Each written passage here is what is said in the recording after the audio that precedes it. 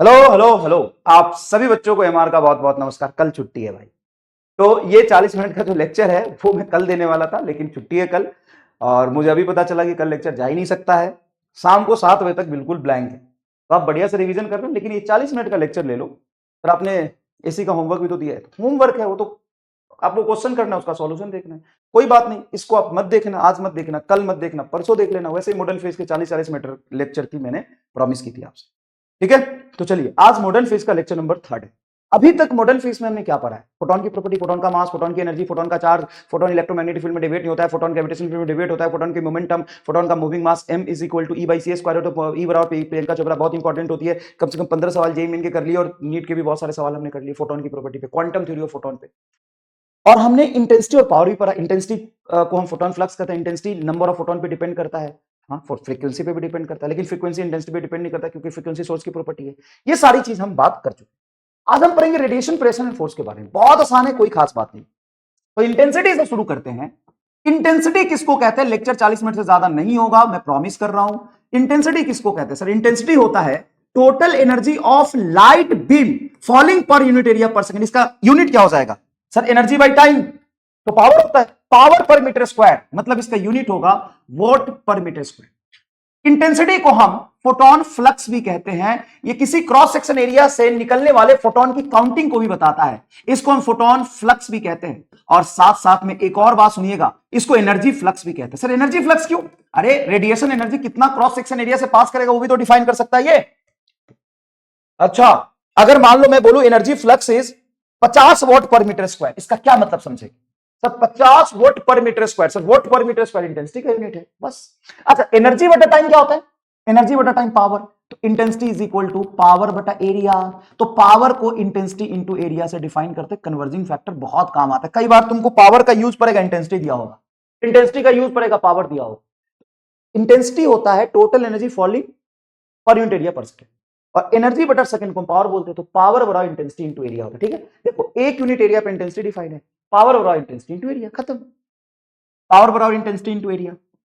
आई को हम लिखते हैं energy of light NHF by T into, ऐसे डिफाइन होता है। तो एन बाई टी क्या हो जाएगा सर? एन बाई टी को हम कह सकते हैं इंटेंसिटी इंटू एरिया बटा HF।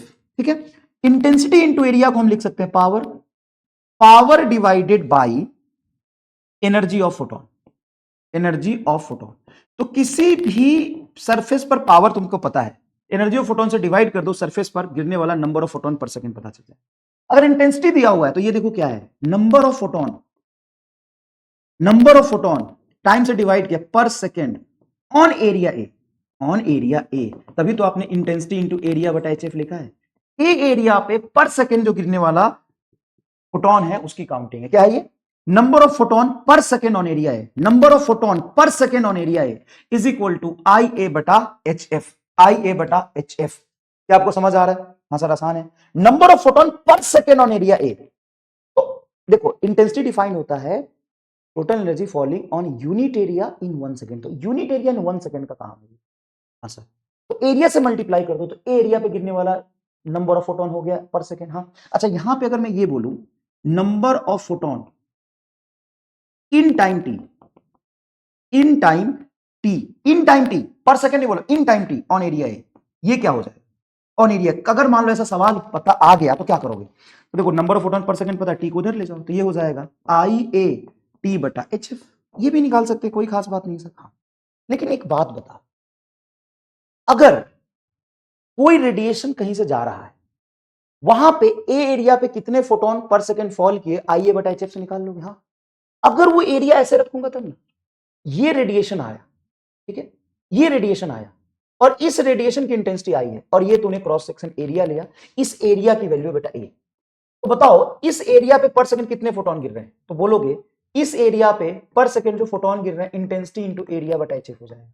लेकिन ऐसा ही एक और क्रॉस सेक्शन एरिया में लेता हूं, ऐसे रख दिया तो 1 मिनट, ऐसे तो इस पर तो कोई फोटोन ही फॉल नहीं किया। हाँ, तो ए एरिया पे पर सेकंड जो फोटोन फ्लक्स होता है आइए बटा HF लिख दो, लेकिन ये एरिया कौन सा लेते हो? कोई भी रेडिएशन के बीच में एरिया रखा होगा वो एरिया आ जाएगा क्या?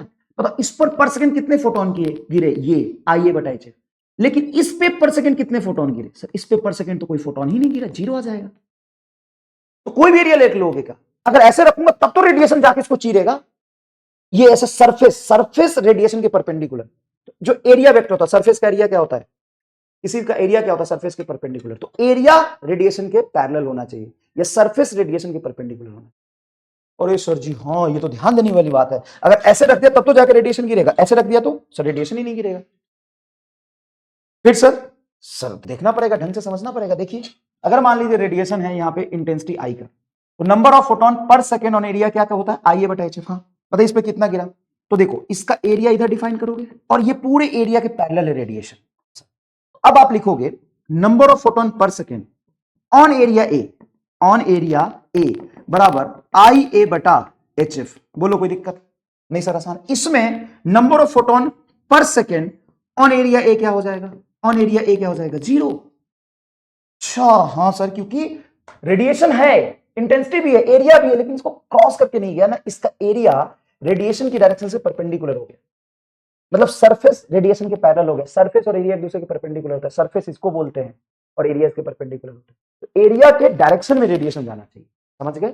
ओके, जैसे मैंने ये एरिया लिया, इसमें एरिया की वैल्यू ए है, रेडिएशन आगे जा रहा है, देखो एक्स एक्सिस में रेडिएशन जा रहा है और इसको टेढ़ा कर दिया, एरिया वेक्टर रेडिएशन से थीटा एंगल बना रहा है। अगर यहाँ पे नंबर ऑफ फोटोन पर सेकेंड ऑन ए लिखोगे, ऑन एरिया ए लिखोगे, ऑन एरिया ए लिखोगे कि ये हो जाएगा सर आई ए बटा एच एफ, तो ये गलत हो गया।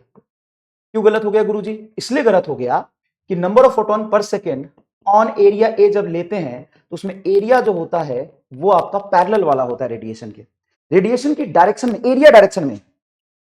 ऐसे लिखा है एरिया डायरेक्शन में, ये कहा गया एरिया परपेंडिकुलर हो जाएगा। फ्लक्स के कंसेप्ट समझो ना, जैसे इलेक्ट्रिक फील्ड है, पता इलेक्ट्रिक फील्ड से फ्लक्स कितना पास करेगा, यहाँ पे फ्लक्स कितना पास करेगा, इससे 0। तो टेढ़ा रख दिया तो एरिया का वो कंपोनेंट लेना है जो रेडिएशन की तरफ है, रेडिएशन की डायरेक्शन एक्स में, तो रेडिएशन की तरफ एरिया का कंपोनेंट क्या है, ए कॉस थीटा। तो ऐसे लिख सकते हो आई ए कॉस थीटा बटा एच एफ। क्लियर विजुअलाइज हो गया?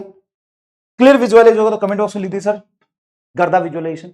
इसका एक शॉर्ट ट्रिक और बताता हूं, देख जैसे एरिया किधर है सर, इधर है एरिया, रेडिएशन किधर, रेडिएशन इधर है, ये एंगल थीटा है। तो एक काम करो, तुम ऐसे भी देख सकते हो, या तो ए का कंपोनेंट ले लो, नहीं तो ऐसा समझो इधर रेडिएशन है, तो रेडिएशन का इफेक्टिव वैल्यू इधर क्या होगा और इसके परपेंडिकुलर क्या होगा, आई का इधर ले लो आई कॉस थीटा, आई का इधर आई कॉस थीटा, इधर आई साइन थीटा, तो साइन थीटा को काटो और आई कॉस थीटा जो एरिया के पैरेलल आ रहा है वो ले लो, तो बस इतना सा। हाँ अब देखो यहां पे वर्टिकल सरफेस है, इसकी एरिया ए है, रेडिएशन की इंटेंसिटी आई है। अब बताओ नंबर ऑफ फोटोन पर सेकेंड कितना फॉल कर रहा है एरिया पे, ऑन एरिया। अब रेडिएशन टेढ़ा हो गया, एरिया तो सरफेस, रेडिएशन टेढ़ा हो गया। अब समझो ये रेडिएशन ऐसे फॉल कर रहा है, जैसे लॉज ऑफ मोशन में मैंने बताया था, ये एक्स एक्सिस थीटा एंगल बना है तो ये एंगल थीटा होगा। हाँ अब इधर आई जा रहा है, इसका ये कंपोनेंट क्या हो गया, आई कॉस थीटा। अब देखो ऐसे रखोगे तो इसका एरिया इधर, हाँ एरिया की तरफ कंपोनेंट क्या है, आई कॉस थीटा, बस हो गया, आई ए कॉस थीटा बटा एच एफ। एफ को सी बाई लैम्डा चाहे तो रख दो। अच्छा हाँ सर, तो हम तो या तो हमें दिखा कि एरिया का कंपोनेंट आई की तरफ ले लेंगे, या आई का इफेक्टिव वैल्यू इन रेडिएशन जो फॉल कर रहा है उसका, रेडिएशन वैसे इंटेंसिटी स्केलर होता है लेकिन एरिया तो वेक्टर है ना, हमें रेडिएशन एरिया की तरफ चाहिए। जैसे ये देखो ऐसे जा रहा तुम्हारा रेडिएशन और एरिया देखोगे तो एरिया सरफेस के परपेंडिकुलर ऐसे होगा। अब देखो इसका ऐसे और ऐसे देखोगे टेढ़ा जा रहा है। अब ये वाई एक्सिस देखो थीटा एंगल बना है, यहां से थीटा एंगल दिया है, तो ऑब्वियसली बात बोलोगे कि सर ये थीटा हो गया। अब रेडिएशन जो आई जा रहा है उसका इधर वाला कंपोनेंट आई कॉस थीटा होगा और इधर वाला आई साइन थीटा होगा, कौन सा जाके सीधा इसको चीरेगा, I sine theta. Number of photon पर सेकेंड, नंबर ऑफ फोटोन पर सेकेंड ऑन एरिया ए हो जाएगा बेटा, बड़े आराम से देखिए, I sine theta into A बटा एच एफ। बताओ ये तुमको पहला, दूसरा, तीसरा, चौथा और पांचवा केस अच्छे समझ में आ गया? हाँ सर। ये देखो छठा केस देख लो। अब यहां बताओ क्या करोगे? सर कुछ नहीं करेंगे, बहुत आसान सर सिखाया सर जी आपने। एरिया मान लो इस सरफेस के परपेंडिकुलर इधर एरिया है। अब देखो वाई एक्सिस से थीटा एंगल बना रहा है, ऐसे लाइन खींचेंगे, यहां से थीटा बना है, देखो ना ये वर्टिकल से थीटा, तो यहां से वर्टिकल से थीटा। अगर रेडिएशन इधर है तो इसका ये कंपोनेंट आई कॉस थीटा इधर आएगा और आई साइन थीटा पैरेलल जाएगा। लॉज ऑफ मोशन याद करो, तो इंटेंसिटी आई कॉस थीटा ए बटा एच एफ, ये हो जाएगा तुम्हारा नंबर ऑफ फोटोन पर सेकेंड फॉलिंग ऑन एरिया ए। इस एरिया पे जो नंबर ऑफ फोटोन फॉल कर रहा है उसकी वैल्यू आ गई। Loss of motion, loss of motion का कंसेप्ट याद करो, विजुअलाइज हो जाएगा। एक बात काम करते हैं, देखो मैंने एक इलेक्ट्रिक फ्लक्स का कंसेप्ट याद दिलाता हूं। ये इलेक्ट्रिक फील्ड लाइन से, हाँ और इसको क्रॉस करके जा रहा है, तो फ्लक्स बताओ क्या होगा सर? फ्लक्स होगा इलेक्ट्रिक फील्ड, स्क्वायर प्लेट का साइड लेंथ एल, तो ई एल स्क्वायर होगा। क्लियर? उसी तरीके से यहां पे कितने नंबर ऑफ फोटोन इस पे फॉल किए हैं per second on A area, A area on area, बताओ कैसे डिफाइन करोगे? On area N by T, बताओ एरिया पे कितना फॉल किया, photon number of photon per second कितना फॉल किया एरिया पे। तो बोलोगे कि सर स्क्वायर प्लेट का साइड लेंथ एल है, इसका एरिया भी तो इधर हो गया और रेडिएशन भी इधर जा रहा है। हाँ, तो आप लिखोगे आई ए बटा एच एफ। कितना आसान है, आई ए बटा एच एफ। बताओ कोई दिक्कत कष्ट परेशानी है तो आसान है। अब यहीं पे मैं तुमको ये समझा रहा हूं कि अगर मैंने ये क्रॉस सेक्शन एरिया लिया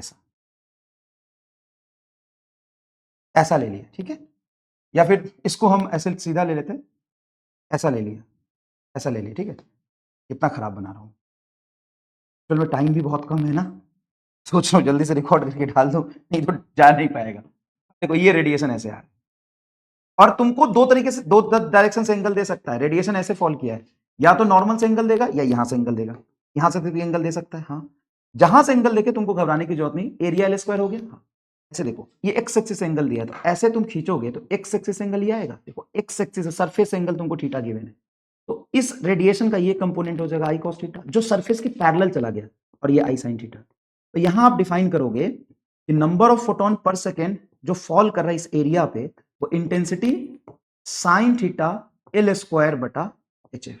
बोलिए, तो आसान हो मास्टर? यस।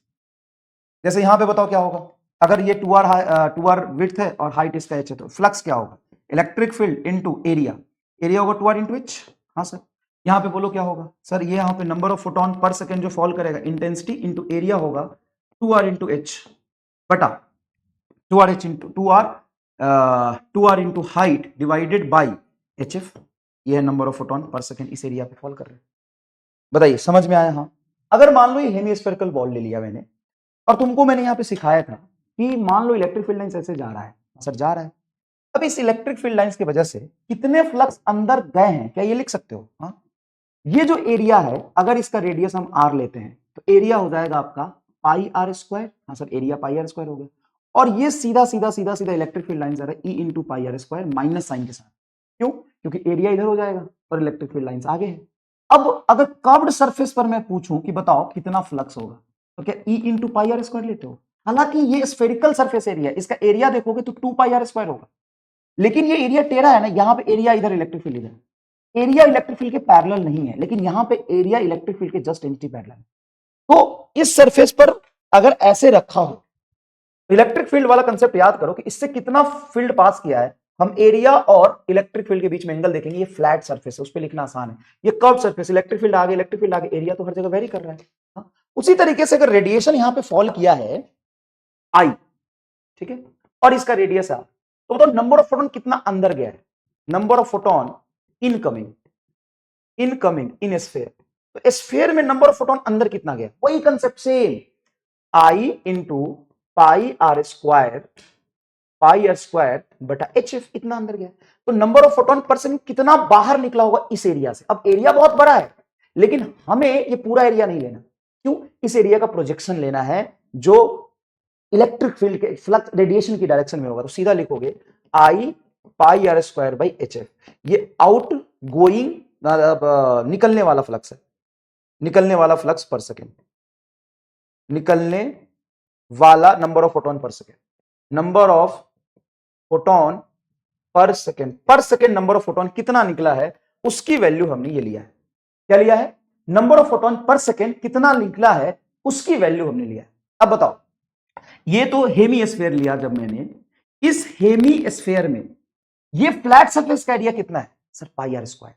अंदर जाते समय तो फ्लैट सरफेस लिया, बाहर निकलते समय भी उतना ही निकला होगा, जबकि ये एरिया तो आधा स्फीयर का अलग होगा। अगर पूरा स्फीयर में ले लूं, पूरा स्फेरिकल सरफेस ले लूं, और इस स्फेरिकल सरफेस पे ये स्फीयर है, स्फीयर है, इस स्फेरिकल सरफेस पे मैं अगर रेडिएशन फॉल कराऊं, तो ये जो स्फेरिकल सरफेस है, क्या ये सरफेस रेडिएशन के पैरेलल है? नहीं।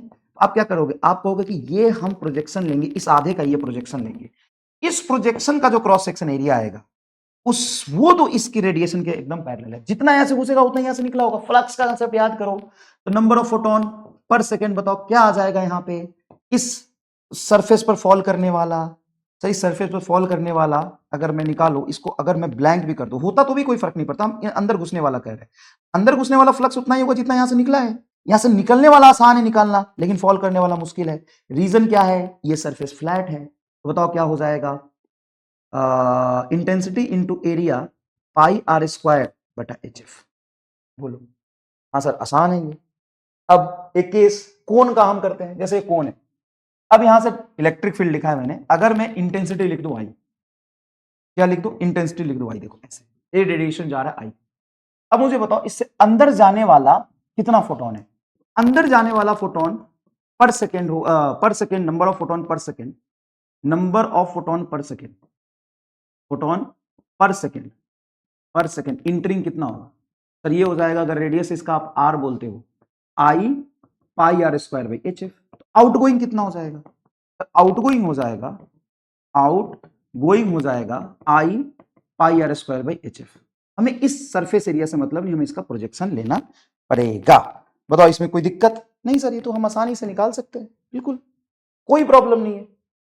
बस आपको ये याद रखना है कि number of photon per second जो इंटर करता है वो इंटेंसिटी एरिया, अच्छा पावर दिया होता तो सीधा इंटेंसिटी इंटू एरिया पावर होता, तो इंटेंसिटी इंटू एरिया बटा energy of photon h F, energy of photon h F. Clear है, चलिए अब हम बात करते हैं force applied by one photon on completely reflecting surface.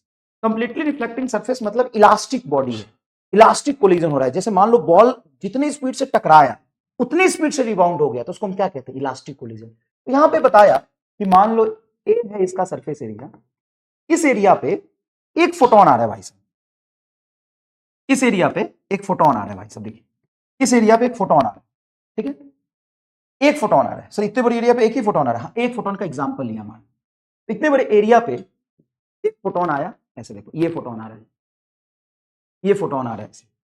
अब फोटोन की मोमेंटम लिखेंगे, इनिशियल मोमेंटम क्या एच वाई लेमडा होता है मोमेंटम, अरे फोटोन की मोमेंटम क्या होती है एच वाई लेमडा, माइनस इसलिए लगा पीछे चला, अभी फोटोन गया गया गया गया गया गया गया गया यहां पे टकराया और उतने ही मोमेंटम से रिबाउंड हो गया। अगर मैं बोलूं चेंज इन मोमेंटम फोटोन का क्या होगा, ये भी पूछ लेते हैं, change in momentum of photon. अच्छा जितने सवाल चेंज इन मोमेंटम पे बॉल पे चेंज इन मोमेंटम के बनते उतने यहां भी बन सकते हैं, change in momentum of photon इतना ही बन सकता है यहां भी। तो कैसे कैसे सवाल, जैसे देखो ध्यान से, मान लो ये सरफेस है, ठीक है, मान लो सरफेस है, एक फोटोन आया टकराया और यहां पे रुक गया, बताओ चेंज इन मोमेंटम क्या होगा, तो चेंज इन मोमेंटम होगा final momentum zero, initial momentum H by lambda with negative sine, तो ये H by lambda change in momentum नहीं आ जाएगा। अच्छा फोटोन की मोमेंटम कितनी होती है एच वाई लेमडा, तो एच वाई लेमडा से गया और टकरा के बाद पूरा रेस्ट में आ गया, तो चेंज इन मोमेंटम क्या होगा एच वाई लेमडा। अच्छा मान लो ये सरफेस है, मान लो ये सरफेस है, एक फोटोन गया गया गया यहां टकराया, टकराने के बाद इधर चला गया, तो जब फोटोन आगे जा रहा था तो इनिशियल मोमेंटम था इसका एच वाई लेमडा, फोटोन ऊपर चला गया फाइनल मोमेंटम हो गया एच वाई लेमडा, तो चेंज इन मोमेंटम वेक्टर होता है root two H by lambda. अच्छा अच्छा अच्छा अच्छा समझ गए, ये तो एकदम लल्लू राम वाला सवाल है, यस। सर टेढ़ा जाएगा तो भी कर लेंगे, हाँ टेढ़ा जाएगा तो भी चेंज इन मोमेंटम लिख सकते हो, टेढ़ा जाएगा तो बताओ, जैसे मान लो ये सरफेस है, या सीधा बना लेते हो ना, ये सरफेस ऐसे बना ले, सीधा बना ले, ये सरफेस और इस सरफेस पे एक मोमेंटम इधर जा रहा है, सॉरी एक फोटोन इधर जा रहा है, फोटोन एक फोटोन इधर जा रहा है वी स्पीड से, जितने स्पीड से टकरा है उतने स्पीड से इधर चला है, यहां से एंगल थीटा बना रहा है, तो चेंज इन मोमेंटम बताओ, चेंज इन मोमेंटम, एक फोटोन का change in momentum, change in momentum of one photon, one photon, जैसे वहां पे मोमेंटम एम भी लिखते थे, एच वाई लेमडा है। अच्छा अच्छा अच्छा अच्छा सर आसान हो मास्टर, तो निकाल क्या करोगे, तो देखो इसका मोमेंटम इधर हो जाएगा p is equal to H by lambda, sir ये तो फोटोन सी से चलता, हाँ सी बना ले, सॉरी सी बी लिख लिया, इधर और इधर परपेंडिकुलर लाइन खींची, ये वर्टिकल से थीटा तो ये भी वर्टिकल से थीटा हो जाएगा। बताओ एच वाई लेमडा का ये कंपोनेंट क्या होगा, sir H by lambda cos theta, इधर क्या होगा sir H by lambda sine theta, surface तो ये है। अब जब टकराया तो टकराने के बाद एक्स वाला मोमेंटम तो वही रह जाएगा, पूरा लॉज ऑफ मोशन वाला कंसेप्ट याद करो, और ये कितना हो जाएगा सर, जितने मोमेंटम से गया उतने मोमेंटम से, अगर कंप्लीटली रिफ्लेक्टिंग सरफेस है, कंप्लीटली रिफ्लेक्टिंग सरफेस है, तो टेढ़ा जाने की वजह से जो H by H lambda cos theta है वो सीधा जाके कोलाइड कर रहा है ना, वो रिबाउंड होगा, तो ये होगा H by lambda cos theta. बताओ चेंज इन मोमेंटम कितना होगा, चेंज इन मोमेंटम कितना लिखोगे, एक फोटोन का लिखोगे 2h by lambda cos theta, बोलो हाँ कि ना। अरे ये तीनों केस लिखो अच्छे से, ये केस नंबर 1 हो गया, ये केस नंबर 2 हो गया। फोटोन आया रुक गया, ये फोटोन है, फोटोन आया रुक गया, तो चेंज इन मोमेंटम क्या पूछ सकता है ये देखो तीसरा केस है ये। फोटोन आया सीधा परपेंडिकुलर चला गया, तो बताओ चेंज इन मोमेंटम क्या होगा। यहां पे फोटोन टेढ़ा आया और ऐसे रिबाउंड हुआ है, पूरा लॉस ऑफ मोशन है यार। जैसे मान लो ये v स्पीड से जा रहा हो तो चेंज इन मोमेंटम कैसे लिखते हैं, यही तो करते हो कि यहां नॉर्मल से एंगल बना रहा है वाई से थीटा, तो यहां से वाई से एंगल बना लिया थीटा, इस मोमेंटम का एक कंपोनेंट लिया बस। बोलिए सर आसान है, इसको लिखिए। अब समझिए, मान लीजिए ये सरफेस हमने लिया, यहां पे एक फोटोन आया है और वो फोटोन गया इस पर टकराया, पीछे जा रहा था तो इनिशियल मोमेंटम आप लिख सकते हैं माइनस एच बाई लेमडा, और ये टकरा के रिबाउंड होकर इधर चला गया, फाइनल मोमेंटम लिखेंगे प्लस एच बाई लेमडा क्योंकि आगे गया। तो चेंज इन मोमेंटम होगा आपका final momentum minus initial momentum. Final momentum बोलिए गुरु sir H by lambda, initial momentum बोलिए गुरु minus H by lambda.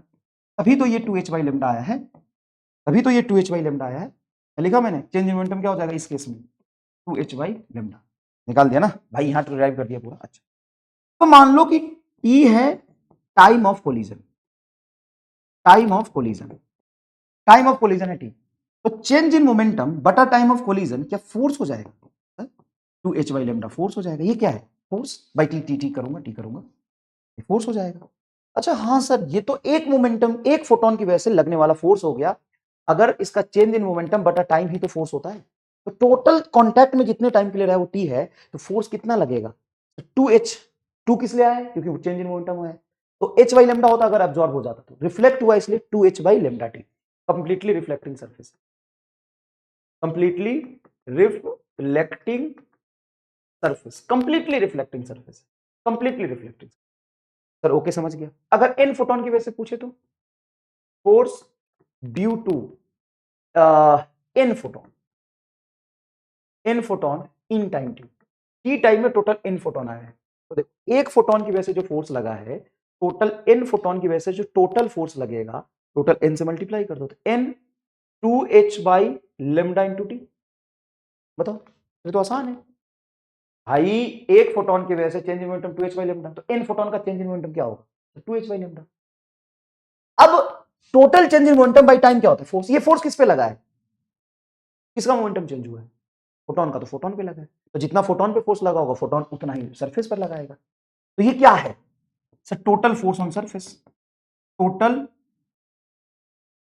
Force on surface due to n photon, due to n photon in time T, in time T, in time T, तो T time में total n photon जाके fall करके पीछे rebound हुआ है। n by T को हम क्या लिख सकते हैं, तो देखो टोटल फोर्स आ गया मेरा 2h by lambda into n by T को लिख सकते हो सर इंटेंसिटी, बोलो इंटेंसिटी इंटू एरिया बटा एच एफ, एफ को लिख सकते हैं C by lambda, intensity into area by C by lambda. Total area अगर इसका ए है तो, टोटल इसका एरिया ए है तो बोलो टोटल सरफेस एरिया है तो, भाई number of photon per second तो लिखना आता है तुम्हें, अब फोटोन पर सेकंड किस पर गिरा एरिया पे गिरा, तो ऐसे लिख सकते हैं। हाँ अब लेमडा से लेमडा कट गया, एच से एच कट गया, ये क्या आया सर ये फोर्स आ गया। हाँ फोर्स कितना लग रहा है सर 2 आई बाई ए को हम पी लिख सकते हैं बटा सी, खत्म। तो फोर्स आ गया हाँ 2 पी बाई सी, पी क्या है पावर। सर अगर आई ही रहने देते तो आई ही रहने देते तो फोर्स क्या आ रहा है सर, फोर्स आ रहा है 2 आई ए बटा सी। अच्छा सर अगर यही से मुझे रेडिएशन प्रेशर निकालना हो कि सरफेस पर प्रेशर कितना लगा है, तो रेडिएशन प्रेशर आ जाएगा फोर्स बटा एरिया, फोर्स बटा एरिया, फोर्स बोलिए कितना है 2IA बटा C divided by A. Clear. हाँ सर अब यहां से ए से ए कट कर दीजिए, तो प्रेशर आपका आ जाएगा, प्रेशर आपका आ जाएगा 2I by C, this is nothing but a radiation pressure on completely reflecting surface. अब इसको याद रखना है कि कंप्लीटली रिफ्लेक्टिंग सरफेस पे प्रेशर कितना होता है 2I by C, completely reflecting surface पे प्रेशर कितना होता है 2I by C. Sir completely absorbing होता तो बताओ कितना होगा, कंप्लीटली एब्जॉर्बिंग होगा तो देखो ये टर्म तुमको याद रखना है कि अगर रेडिएशन आया जिसकी इंटेंसिटी है आई, जिसकी इंटेंसिटी है आई, क्या इंटेंसिटी है आई, और इसमें फॉल किया ए एरिया पे जिसका एरिया है ए और कंप्लीटली रिफ्लेक्टिंग सरफेस है, कंप्लीटली रिफ्लेक्टिंग सरफेस है।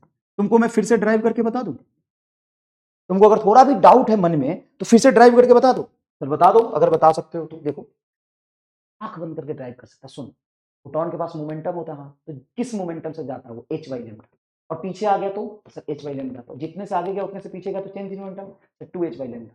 ये एक फोटोन का चेंज इन मोमेंटम। अगर n फोटोन आया तो n 2h by lambda, total t time में है तो t से डिवाइड कर दो तो फोर्स हो जाएगा। तो फोर्स आ गया तुम्हारा 2h n by lambda t।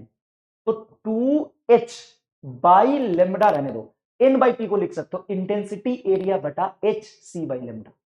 बताओ, अब यहां से देखो इंटेंसिटी area C by lambda, lambda से लेमडा कट गया, एस से एच कट गया, 2i a बाई सी। अब ये तुम्हारा क्या आ गया, फोर्स आ गया। अब इसी को एरिया से डिवाइड कर दोगे तो फोर्स अपॉन एरिया होता है प्रेशर, 2i बाई सी आ गया। मुझे लग रहा है कि बहुत आसान से मैंने पढ़ाया है, बहुत इजी करके आपको पढ़ाया है।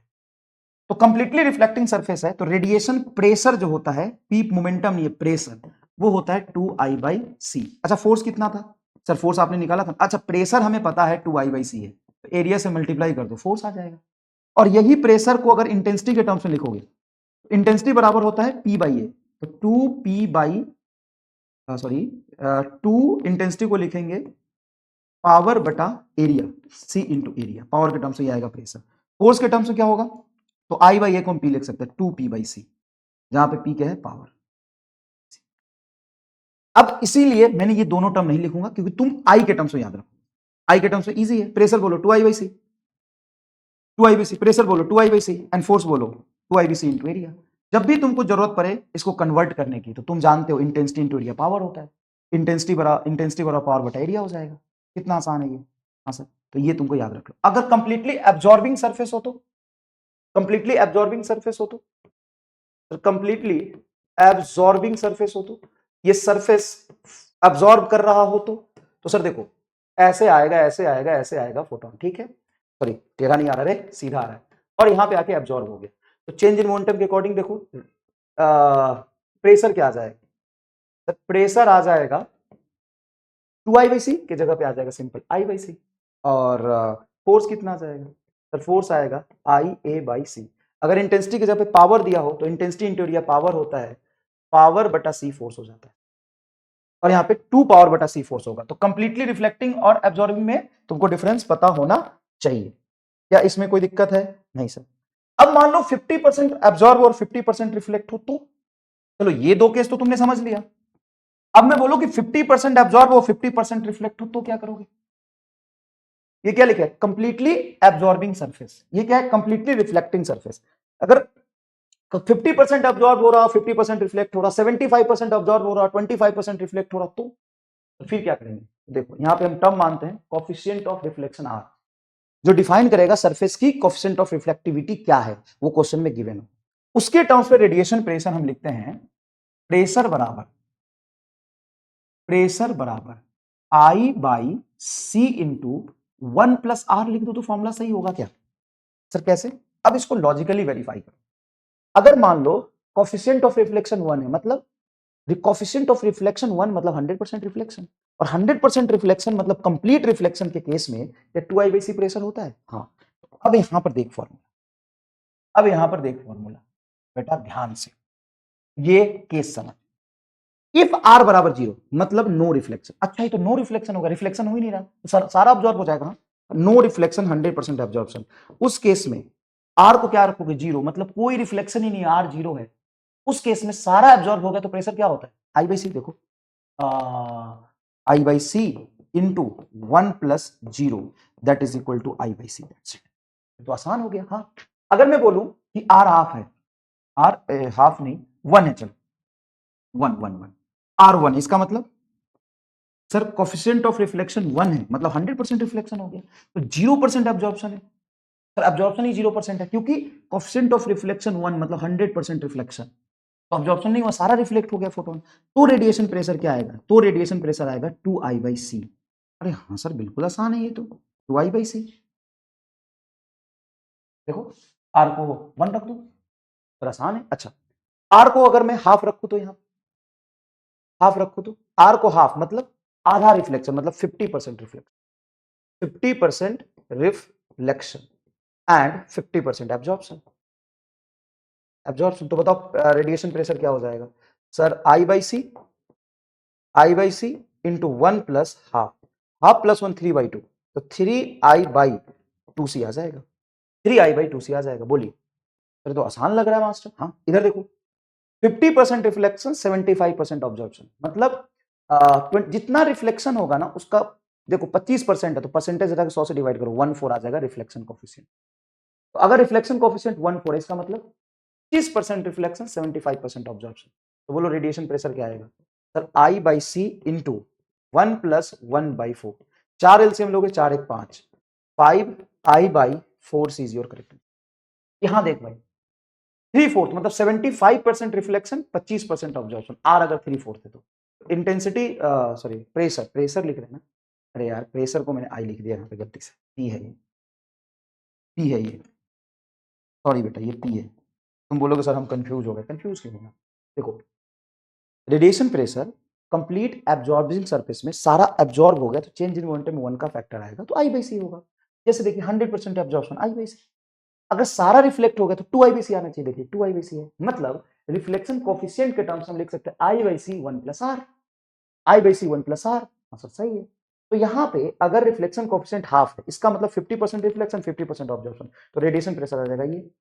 अब यहाँ देखो, अगर मैं लिखूं 25% रिफ्लेक्शन, मतलब 1/4 रिफ्लेक्शन है, 25% रिफ्लेक्ट किया, 75% ऑब्जर्व किया, R1/4 हो जाएगा। देखो, अगर मैं यहां बोलूं कि R3/4 है, मतलब 3/4 का मतलब 75% रिफ्लेक्शन एंड 25% ऑब्जर्वेशन, तो P हो जाएगा तुम्हारा I/C 1 + 3/4। 75% रिफ्लेक्शन है, ज्यादा फोर्स लगना चाहिए, 4 3 7, 7I/C हो जाएगा। अब मैं लिखता हूं 20% रिफ्लेक्शन है, तो बता 20% रिफ्लेक्शन, यस, 20% रिफ्लेक्शन के लिए R हो जाएगा 20/100, मतलब 1/5, 1/5। तो प्रेशर आ जाएगा I/C इंटू 1 + 1/5। 5 एलसीएम लोगे, 5 1 6, 6/5 I/C। लो भाई बताओ मजा आया कि नहीं? अच्छा, यहां पे अगर मैं बोलूं कि ठीक है रिफ्लेक्शन कोएफिशिएंट के टर्म्स में फॉर्मूला बना दिया, लेकिन एग्जाम में उसने बोला रो इज द एब्जॉर्प्शन कोएफिशिएंट, और रो के टर्म्स में फॉर्मूला बताओ। रो के टर्म्स में, एब्जॉर्प्शन कोएफिशिएंट के टर्म्स में, सर कैसे करेंगे? ये तो मुश्किल है। ये मुश्किल नहीं, सोचोगे तो आ जाए। सर कैसे कर सकते हैं? सोचो, थोड़ा सोचो, सोचने की कोशिश करो। मान लो कुछ एब्जॉर्ब हुआ और कुछ रिफ्लेक्ट हुआ, तो अगर मैं R प्लस ए का सम देखो, रिफ्लेक्शन कोएफिशिएंट एब्जॉर्प्शन कोएफिशिएंट, तो क्या 1 आना चाहिए? भाई यहां पे ट्रांसमिशन नहीं हो रहा है, रिफ्लेक्शन और ऑब्जॉर्प्शन ही होता है रेडिएशन का। हाँ सर, तो ठीक है, R + A = 1 लिख सकते हैं। तो R + A = 1 लिख दिया, तो यहां पे R की वैल्यू क्या पुट करोगे? Radiation pressure is equal to I/C into 1 + R। R को 1 - A लिख सकते हैं। ए भाई, R + A कुछ एब्जॉर्प्शन कुछ रिफ्लेक्शन, यही हो रहा है। R + A 1 होगा, हाँ, तो R को लिख सकते हो 1 - A, तो R को लिख दो 1 - A, 1 - A। तो ये हो जाएगा तेरा I/C 2 - A, जहां पे A क्या है? Absorption coefficient. Absorption absorption coefficient क्या है? Absorption coefficient. बताइए इसमें आपको पूरा मोक्ष मिला कि नहीं? सर ये नहीं समझ में आया सर जी, क्या कर रहे हो आप? रे भाई इधर आ, तुमको बताओ इधर। फोटोन का दो ही चीज है, या तो एब्जॉर्प्शन नहीं तो रिफ्लेक्शन, दो ही चीज हो रहा है। तो जब वो एब्जॉर्ब कर रहा, लगातार फोटोन को एब्जॉर्ब कर रहा, पूरा एब्जॉर्ब कर लिया, 100% एब्जॉर्ब, एब्जॉर्प्शन कोएफिशिएंट क्या होगा? 1। उस केस में रेडिएशन प्रेशर क्या होता है सर? I/C। रख एब्जॉर्प्शन कोएफिशिएंट को 1, इसको 1 रख, तो 2 - 1 क्या हो जाएगा? 1 I/C। आंसर आ रहा है सर जी? अच्छा बता, अगर मैं बोलूं कि 100% रिफ्लेक्ट हुआ, 0 ऑब्जॉर्प्शन, तो एब्जॉर्प्शन कोएफिशिएंट क्या होगा? 0। तो आप रखिएगा 0, तो 100% रिफ्लेक्शन, 0% एब्जॉर्प्शन में 2I/C आता है। हाँ सर। तो भाई वेरिएशन बता दिया कि अगर एब्जॉर्प्शन, तुम रिफ्लेक्शन के कोएफिशिएंट के टर्म्स ऑफ फॉर्मूला पढ़ के गए और एब्जॉर्प्शन कोएफिशिएंट के टर्म्स ऑफ फॉर्मूला आ गया, तो ये भी बात इंपॉर्टेंट है। तो देख, ये तुम्हारा है केस 1, ये तुम्हारा है केस 2, ये तुम्हारा है केस 3, ये तुम्हारा है केस 4, ये तुम्हारा है केस 5, और ये तुम्हारा केस 6।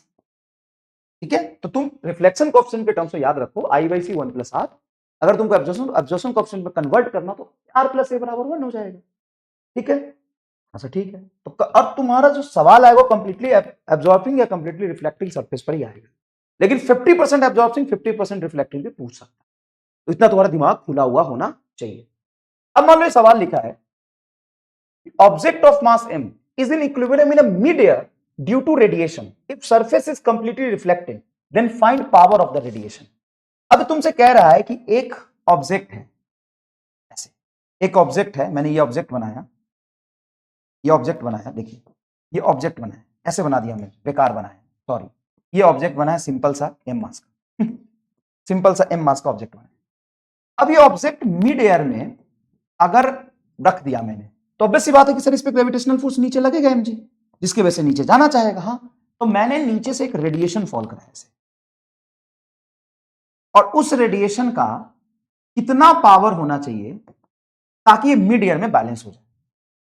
तो रेडिएशन की वजह से अभी तुमने फोर्स पढ़ा है, तुमको कैसे याद रखना शुरू, प्रेशर। ये नीट 2015 में और 11 में 2 बार पूछा है, मैं आपको याद दिला दूं, रेडिएशन प्रेशर।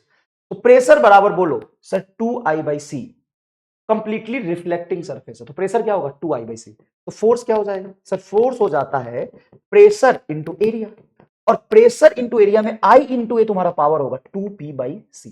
अब रेडिएशन का पावर दिया है P, हाँ, तो इस रेडिएशन की वजह से ये गया और रिफ्लेक्ट हो गया, तो सरफेस पर ऊपर की तरफ फोर्स लगाएगा, कितना लगाएगा, तो 2P/c लगाएगा, और नीचे कितना लग रहा है mg लग रहा है, तो सीधा 2P/c बराबर mg, तो P बराबर हो जाएगा mgc/2। ये तुम्हारा क्या गया पावर। कुछ नहीं करना, बताओ इस सिंपल मैकेनिक्स का रिवीजन नहीं हो गया। हाँ, रेडिएशन फोर्स लगा था और क्या हो रहा है, रिफ्लेक्ट हो रहा है, कंप्लीटली रिफ्लेक्टिंग है, और यहीं पे कंप्लीटली एब्जॉर्बिंग लिखा होता तो इस 2 का फैक्टर नहीं आता, पावर बराबर होता है mgc बस, पावर बराबर क्या होता है mgc बस। ये देखो सवाल बहुत जोरदार, radiation of power P, then find tension in the string. यहां से रेडिएशन फॉल कर रहा है P पावर का और I इंटेंसिटी का, इंटेंसिटी के टर्म्स में होगा तो कैसे करेंगे, एरिया हमको दिया हुआ है A, बताओ सर 1 मिनट, हाँ 1 मिनट तुमको दिया, करो खुद अटेम्प्ट करो, तुम कर पाओगे, और कर पाए तो कमेंट कर देना सर जोरदार, मजा आ गया एकदम शानदार। एक बात बताओ, रस्सी बंद है तो रस्सी में ऊपर की तरफ टेंशन होगा, हाँ, ये नीचे गया और सरफेस कैसा है, radiation power P on completely reflecting या completely absorbing, completely absorbing surface. तो अगर एब्जॉर्बिंग सरफेस है तो ये जाके इस पर एब्जॉर्ब हो गया, मतलब ये नीचे जा रहा था रुक गया, तो सरफेस ने उस फोटोन पे कहां फोर्स लगाया, ऊपर, रेडिएशन सरफेस पे कहां फोर्स लगाएगा, नीचे, तो रेडिएशन की वजह से नीचे फोर्स लगेगा तेरा P/c, 2P/c होता अगर कंप्लीटली रिफ्लेक्टिंग होता, तो लिख दिया एब्जॉर्बिंग, और mg नीचे, तो दोनों रेडिएशन की वजह से फोर्स और mg को कौन बैलेंस कर रहा है, T, तो T बराबर हो जाएगा आपका mg प्लस P/c। टेंशन पूछा है, आंसर आ गया। और इसी में अगर तुमसे इंटेंसिटी के टर्म्स में पूछता तो Pg plus completely reflecting surface पे प्रेशर होता है 2I/c, और कंप्लीटली एब्जॉर्बिंग सरफेस पे प्रेशर होता है I/c। तो प्रेशर क्या होगा, I/c, pressure into area, I/c into area, और तुम जानते हो कि P बराबर I होता है, खत्म। देखो ना, टेंशन आ गया, तो मजा आ गया इसे सवाल करके। तो देखो, ये देखो इधर से रेडिएशन फॉल करता है, ऐसे जा रहा है रेडिएशन, एम मास का ऑब्जेक्ट है, तुमको इसमें टेंशन की वैल्यू पूछिए, बताओ कितना होगा, या वर्टिकल से स्ट्रिंग कितना एंगल बनाएगा। ये मैकेनिक्स का सवाल हो गया पूरा का पूरा, कैसे करेंगे सवाल। अब देखो, मान लो तुम रेडिएशन ऐसे फॉल कराओ, तो रेडिएशन इस पर आगे की तरफ फोर्स नहीं लगाएगा, हाँ, कितना फोर्स लगाएगा, रेडिएशन इस पर आगे की तरफ कितना फोर्स लगाएगा, तो रेडिएशन फोर्स लगाएगा, कंप्लीटली एब्जॉर्बिंग सरफेस है और इंटेंसिटी आई दिया हुआ है, तो I इंटू ए बटा सी, ये फोर्स लगेगा। तो इस पॉइंट पर इधर फोर्स लग गया IA/c, और नीचे ग्रेविटेशनल फोर्स mg, और इधर टेंशन तुम्हारा T। अब यहां से थीटा एंगल पे कंपोनेंट ले लो टेंशन का, तो टेंशन का कंपोनेंट आएगा ऊपर T cos थीटा, और नीचे आएगा T sin थीटा। जहां पे लॉज ऑफ मोशन में मैं हाथ से पकड़ के फोर्स लगाया था, इलेक्ट्रिक फील्ड में इलेक्ट्रिक फील्ड ने फोर्स लगाया था, तो मॉडर्न फिजिक्स में ये रेडिएशन फोर्स लगेगा। अब सिंपल सी बात है, T sin थीटा बराबर आ जाएगा IA/c, यस सर, और ऊपर की तरफ T cos थीटा बराबर आ जाएगा mg, इसको डिवाइड कर दीजिए, T से T cancel, tan theta is equal to आएगा IA बटा mg इंटू c, तो theta is equal to tan inverse IA बटा mgc, खत्म। अगर पावर के टर्म्स में लिखना है तो I into area, intensity into area, power हो जाएगा। बताइए, फिर तो आसान लग लो मास्टर। हाँ भाई, अब मैं छोड़ने वाला हूं, बस इतना ही तुमको कराऊंगा, ज्यादा नहीं। ये देख, फुल्ली ब्लॉक सिस्टम है, हाँ, M2 मास M1 मास को रख दिया, यहां से P पावर का रेडिएशन ऊपर फॉल कर रहा है, रेडिएशन क्या कर रहा है, फॉल कर रहा है, सरफेस कैसा है, कंप्लीटली रिफ्लेक्टिंग, तो सिस्टम का एक्सेलरेशन बताइए। अब कैसे करोगे, ध्यान सुनो, इस M2 पर नीचे फोर्स लगेगा M2G, हाँ, ऊपर की तरफ इस पर टेंशन लगेगा T, यहां पे ऊपर की तरफ टेंशन लगेगा T, नीचे की तरफ ग्रेविटेशनल फोर्स लगेगा M1G। अब मुझे बताओ, अगर ये एक्सीलरेशन नीचे की तरफ जा रहा है, चलाने वाला फोर्स इसको नीचे की तरफ M2G हो गया, हाँ, क्या ये रेडिएशन की वजह से फोर्स जो आएगा 2P/C ये रोक रहा है? तो ये रोक रहा है। और इसी लाइन में देखोगे तो M1G भी रोक रहा है, M1G भी रोक रहा है, बटा total mass M1 plus M2 किया। तो पैटर्न समझ में आना चाहिए, फोर्स का फील आना चाहिए। रेडिएशन प्रेशर क्या होता है समझ में आना चाहिए। कंप्लीटली रिफ्लेक्टिंग पे रेडिएशन प्रेशर बोल, कंप्लीटली रिफ्लेक्टिंग पे रेडिएशन प्रेशर हो गया 2I/C। कंप्लीटली रिफ्लेक्टिंग पे रेडिएशन प्रेशर हो गया 2I/C। कंप्लीटली एब्जॉर्बिंग पे रेडिएशन प्रेशर क्या हो गया, कंप्लीटली एब्जॉर्बिंग पे I/C, कंप्लीटली रिफ्लेक्टिंग पे 2I/C। प्रेशर प्रेशर प्रेशर हो गया कंप्लीटली रिफ्लेक्टिंग पे 2I/C, कंप्लीटली एब्जॉर्बिंग पे I/C। आसान है सर जी, ये सब तो बिल्कुल आसान है। अब मैं अगर आपसे पूछूं कि फोर्स क्या होगा, तो प्रेशर इंटू एरिया फोर्स होता है, और इंटेंसिटी इंटू एरिया को जरूरत पड़े तो आप पावर लिख सकते हो। बस कितना आसान है बताइए। अब आपने ये भी पढ़ा था कि किस डायरेक्शन पे चलने पर कितना चेंज इन मोमेंटम होता है। तो चेंज इन मोमेंटम के 4-5 केस आपने देखे थे, आराम से देखिए। ऐसे गया और 180 डिग्री पे रिबाउंड हुआ तो चेंज इन मोमेंटम होगा 2h/λ। जाके रुक गया तो h/λ, 90 डिग्री पे गया तो √2h/λ। अगर मान लो इस सरफेस पर जाके फॉल कर रहा है, कंप्लीटली रिफ्लेक्टिंग सरफेस है, लेकिन थीटा एंगल पे आया है, तो 2h/λ cos थीटा। क्या ये बात आपको समझ में आई? सर बिल्कुल समझ में आई, कोई दिक्कत नहीं है। अब अगर मैं आपसे पूछूं if radiation find radiation pressure if radiation falling at an angle theta on surface from normal, on surface from normal से थीटा एंगल पे फॉल कर रहा है। जैसे देखिए मान लीजिए कि ये आपका एक हॉरिजॉन्टल सरफेस है, आराम से देखिएगा, ये हॉरिजॉन्टल सरफेस है। क्या है बेटा, ये हॉरिजॉन्टल सरफेस है। अब इस हॉरिजॉन्टल सरफेस पर इस नॉर्मल से ये रेडिएशन आके गिर रहा है, एक लाइन नहीं आएगा, बहुत सारे लाइन आएगा, एक बना लो थीटा एंगल। तो चेंज इन मोमेंटम कितना आएगा जरा बताना। चेंज इन मोमेंटम, सर अगर चेंज इन मोमेंटम आप लिखोगे एक फोटोन का, तो वो होगा h/λ। इस रेडिएशन, जिस लाइन पे आपका रेडिएशन जा रहा है, नॉर्मल से थीटा एंगल बना है, मतलब ये थीटा बना है, तो I cos theta, h/λ cos theta. Change देखो आई गलती से लिख दिया, तुमको लिखना है मोमेंटम। इंटेंसिटी आई कर रहा है और इसकी मोमेंटम है h/p = h/λ। ठीक है, तो रेडिएशन आया, आई रेडिएशन ऐसे फॉल किया और ऐसे चला, तो चेंज इन मोमेंटम क्या होगा, h/λ cos थीटा। ये तो मैंने 4 केस से आपको कराया। हाँ सर, अच्छा इसी में देख लो ना, अगर थीटा 0 होता तो थीटा 0 होता मतलब नॉर्मल ऐसे आता तो h/λ, और ऊपर चला जाता, अगर कंप्लीटली रिफ्लेक्टिंग है 2h/λ cos theta. Completely reflecting है तो क्या होगा देखना भाई मेरे, फिर से बनाता हूं, तो टाइम हो गया, 12 बजे के बाद लेक्चर डाल नहीं सकता मैं। चल यहाँ देख, ऐसे है, ऐसे है, ऐसे है, ऐसे, ठीक है, ओके सर जी। अब यहाँ पर देखो किस तरीके से रेडिएशन आया है। अब मैं बोल रहा हूँ कि नॉर्मल से थीटा एंगल बना, बस ये कह रहा हूँ। तो इसकी मोमेंटम इधर है, मोमेंटम वेक्टर होता है, ऐसे टेढ़ा गया है, h/λ गया है इसका इनिशियल मोमेंटम। अब बोलोगे कि रिफ्लेक्ट भी किससे किया है, h/λ से, मोमेंटम तो सेम है, हाँ, लेकिन चेंज देखो, एंटी पैरेलल नहीं गया ना। ऐसे देखो, यहां से ये वर्टिकल से थीटा एंगल बना है तो वर्टिकल से थीटा बनेगा, ठीक है। तो इसका नीचे वाला कंपोनेंट क्या होगा, h/λ cos थीटा, और इधर वाला देखो, ये वर्टिकल से थीटा है तो वर्टिकल से थीटा, h/λ sin थीटा। और जब वापस जाएगा तो आगे की तरफ h/λ sin थीटा, और ऊपर की तरफ हो गया h/λ cos थीटा। तो चेंज इन मोमेंटम बताओ ऑफ वन फोटोन, एक फोटोन का चेंज इन मोमेंटम होगा 2h/λ cos थीटा। हाँ सर सही है। अब मान लो टोटल n फोटोन किए हैं, n फोटोन है, n फोटोन कितना हो जाएगा sir, n h/λ into cos theta. मान लो t टाइम में है, इन time t, n photon in time t, change in momentum of n photon in time t से डिवाइड कर दो। हाँ सर ठीक है, तो ये हो गया तेरा समझिएगा h cos theta by lambda into n/t। अब बताओ अगर एरिया मैंने इसका लिया है a, तो इस पर टोटल पर सेकेंड कितने फोटोन गिरेंगे। ये तो सीधा नहीं आया रेडिएशन, नहीं टेढ़ा आया है, तो टेढ़े रेडिएशन में क्या नंबर ऑफ फोटोन निकला, सीखा है तुमने। हाँ, हम क्या करेंगे, अगर रेडिएशन ऐसे आ रहा है टेढ़ा, देखो ऐसे आ रहा है रेडिएशन, ऐसे ऐसे ऐसे ऐसे आ रेडिएशन, इधर जा रहा है रेडिएशन, तो आप इस रेडिएशन का ये वाला कंपोनेंट लोगे, तो ये वाला कंपोनेंट क्या आएगा, कॉस वाला। तो एन बाई टी की वैल्यू अगर तुम देखो ना, कुछ नहीं किया है, h by lambda cos theta, h by lambda cos theta, n by t. तो यहीं से अगर मैं एन बाई टी की वैल्यू लिखूं, एन बाई टी की वैल्यू क्या होता है sir, I a cos theta बटा energy of one photon h F. ये लिखोगे सर, यही लिखेंगे।